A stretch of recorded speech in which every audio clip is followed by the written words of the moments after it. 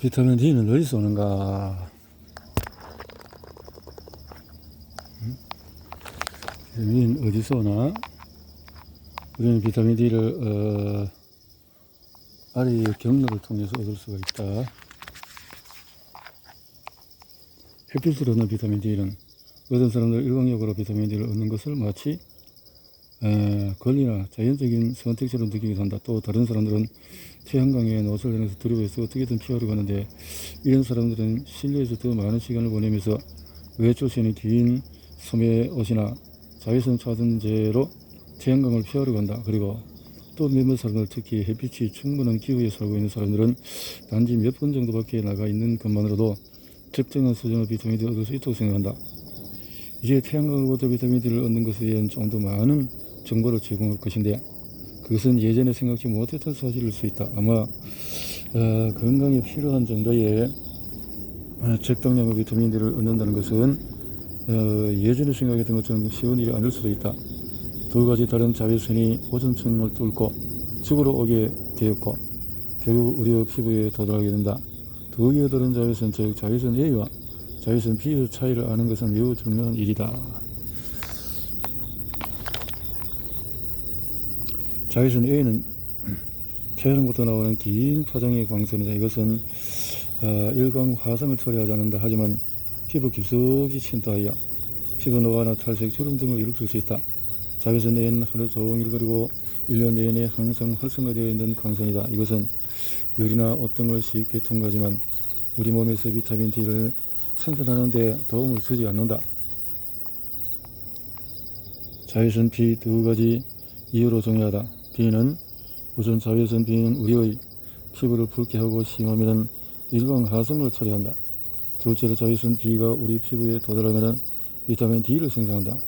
여기에서 자외선 B에 무엇을 할 수 있겠는가? 생물학적인 기준이 바로 비타민 D에 대해 이야기할 때 주요 논쟁거리가 되는 태양광 문제의 근본이다. 어떻게 비타민 D를 얻는 것이 좋은가의 문제는 또 남는다. 게다가 실제 몸에서 비타민 D를 생산하기 위해서는 자외선 B의 파장은 290에서 315로 매우 한정되어 있다. 만약 외부에 제한된 파장의 자외선만 있다면 몸에서 비타민 D를 생산하지 못할 것이다.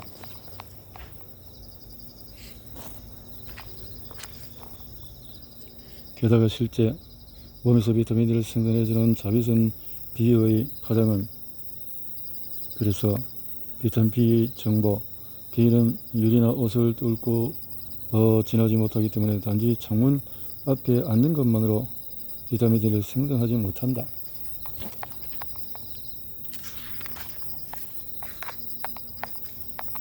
햇빛에 대한 수수께끼.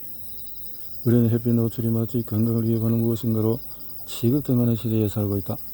피부암을 막기 위해서 피부과 전문의들은 남녀노소 누구나 자외선 차단제를 사용하거나 옷으로 햇빛을 차단하고 그늘에서 생활하도록 장려했다. 어린이들은 야외 활동에 나가서 자외선 차단제로 몸을 덮었다. 어쨌든 이런 노력들이 피부암을 예방해 준다고 하더라도 우리는 건강 유지에 필수적인 비타민 D를 얻을 경로를 스스로 차단하고 있는 것이다. 20년이 넘도록 햇빛이 건강에 해롭다는 경고를 들었지만 그에 대한 조치를 취하지 않은 이유는 뭔가? 피부암에 대한 두려움과 함께 항노화 현상을 주창한 사람들이 햇빛이 피부에 손상을 준다고 경고한다. 그래서 우리는 햇빛이 무익하며 오히려 건강에 해롭다는 이유로 햇빛을 멀리하게 되었다. 이것은 비타민 D의 건강성의 이익에 대해 책이나 다른 경로를 통해서 알게 된 많은 사람들에게는 참으로 혼란스러운 일이다. 많은 사람들은 건강을 위해서 올바른 선택을 하고 싶어 하지만 그들은 심지어 비타민 D 보충제를 사러 나가는 것조차 주저하면서 햇볕을 피하기 위해 문 앞에서 딱 붙어있는 형국이다. 국제 단위의 정의는 국제 단위는 어떤 물질의 생물학적인 활성화 정당한 기준에 바탕을 둔 측정 단위다. 비타민 D에 대한 국제 단위는 이 물질에 대한 유일한 것이다. 즉 비타민 D 100IU는 이 1000IU와 같은 것이다. 같은 것이 아니다. 뭐 등등. 해피 비타민이라고 불리는 비타민 D를 얻을 가장 중요한 방법은 태양이라는 사실이 여전히 유효하다. 그리고 햇빛 노출은 경이로운 양을 빠른 속도로 우리의 신체에서 생산하게 된다. 여름 정오쯤에 단지 12분 정도만 팔다리를 내놓고 서 있는 것만으로도 백인 여성을 기준으로 3,000 비탄을 생산할 수 있지만 또 30분 정도에 투자한다면 2만 유까지 생산할 수 있다. 하지만 내가 겪은 많은 환자들은 일광 화상이나 손상을 피해야 한다는 의식과 함께 피부암에 대한 걱정으로 이렇게 햇빛에 노출하는 것은 실용적인 방법이지 못하다고 말하곤 한다. 이제 나는 여러분이 피부 아래에서 비타민 D를 만들어 지게 하려면 어떻게, 언제, 어떤 환경에 있어야 하는지 이해할 수 있도록 도우려고 한다. 이러한 정보가 주어졌을 때 나는 여러분이 비타민 D를 얻기 위한 최상의 방법을 선택함에 있어 좀 더 근거 있는 결정을 내릴 수 있게 하기를 기대해 본다. 햇빛으로부터 충분한 양의 비타민 D를 얻는 데 방해가 되는 상황들. 햇빛에서 비타민 D를 충분히 얻기까지 영향을 미치는 요소가 많기 때문에 안전의 측면에서도 나는 환자들에게 혈액 검사를 하면서 비타민 D를 복용하라고 권한다. 자세한 부분은 뒤에 다시 언급할 것이지만 바로 지금 나는 왜 햇빛이 복잡한 문제인지를 다룰 것이다. 다음은 여러분 몸에서 비타민 D를 생산하는 자외선 B에 영향을 줄 수 있는 여러 요인들의 목록이다. 처음 6가지는 환경에 관련된 것이고 나머지 5가지는 여러분 자신에 대한 것이다. 여러분이 읽고 있는 것을 기억하기 위해서 중요한 사실 하나는 이런 각각의 상황들은 본질적으로 비타민 D 결핍을 초래하는 것이며 그런 이유로 비타민 D 결핍과 관련된 질병을 초래할 가능성이 역시 높다는 것이다. 위도 1년 중에서 계절은 어떻고 위도는 어떻고 고도 하루 중 시간은 대기 오염은 구름 덮인 하늘은 햇빛 차단제의 사용은 피부 멜라틴 나이 몸무게 몸을 덮고 있는 옷의 양은 먼저 위도에 대해서 비타민 D와 비타민 D 결핍에 대한 논의들은 위도에 따른 햇빛 노출의 영향력에 대한 이해하는 것이 필요로 하는데 궁극적으로 위도는 특정한 병에 영향을 미치고 있기 때문이다. 위도는 북쪽으로나 남쪽으로 치우친 정도를 나타내며 적도 어떤 특정 지역 사이의 거리를 나타내는 것이기도 하다. 적도는 위도 0도이며 이렇게 위도 태양이 더 낮게 떠 있다는 것은 지금 오조 도달하기 위한 자외선의 여행 거리와 길이라는 것이다. 오존층과 구름을 뚫고서 비로소 우리의 피부에 도달한다는 것을 말한다. 참고를 할 점은 북극은 북위 90도이기 때문에 태양의 고도가 매우 낮다. 즉 우리가 있는 지역이 고위도일수록 자외선의 집적도가 떨어지게 되고 그것은 우리의 피부에 또 비타민 D를 만들게 하는 자외선 B의 양이 줄어든다는 것을 뜻한다. 우리가 있는 지역의 위도를 아는 법은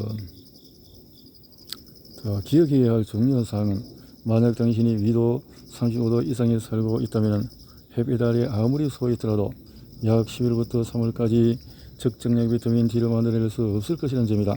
북아메리카의 지도를 보면 미국의 3분의 2와 캐나다 전체가 위도 35도 이상에 위치하고 있음을 알 수가 있을 것이다. 비타민 D.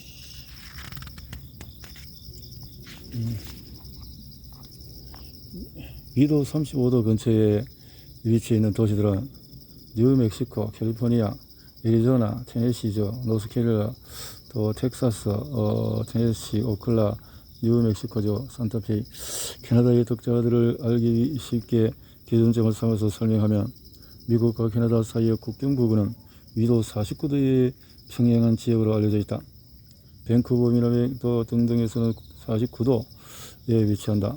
위도가 높아지면 높아질수록 많은 질병들의 발생률이 증가하고 있다는 사실은 햇빛 노출 비타민 D 결핍과 질병과의 관계를 연구하는 시발점이 되었다.